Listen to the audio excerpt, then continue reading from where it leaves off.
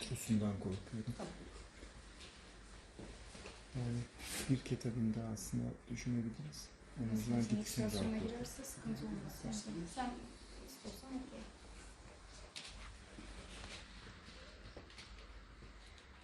Yapalım mı yapmayalım mı? Bekleyelim. Dur. Ben mi kesin?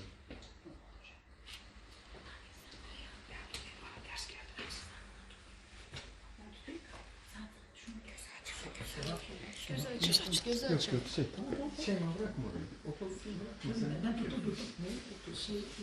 Şurada çalışması lazım. Tamam. Sen mi döndüreceksin? Tut orayı ya. Şu an çok ciddi bir iş yapıyorsun sen.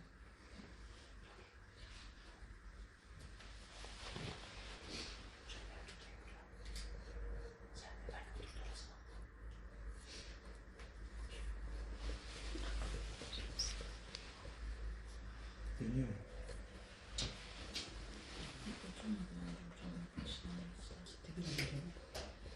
Sanki şimdi oluyor.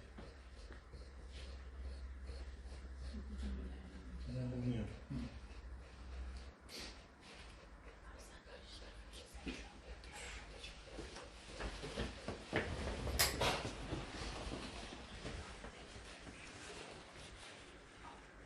Bu taraftan geçmek ister misiniz?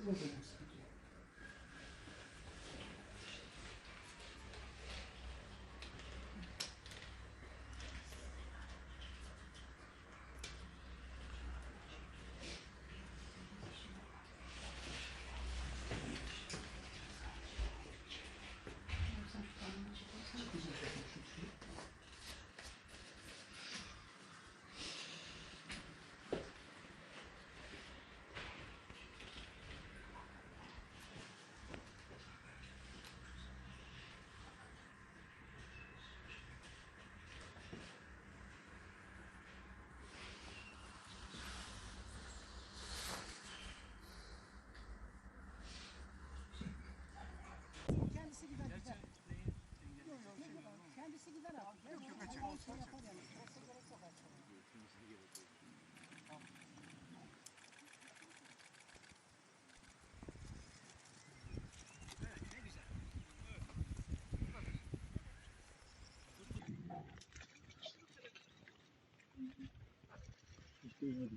Evet, ne güzel.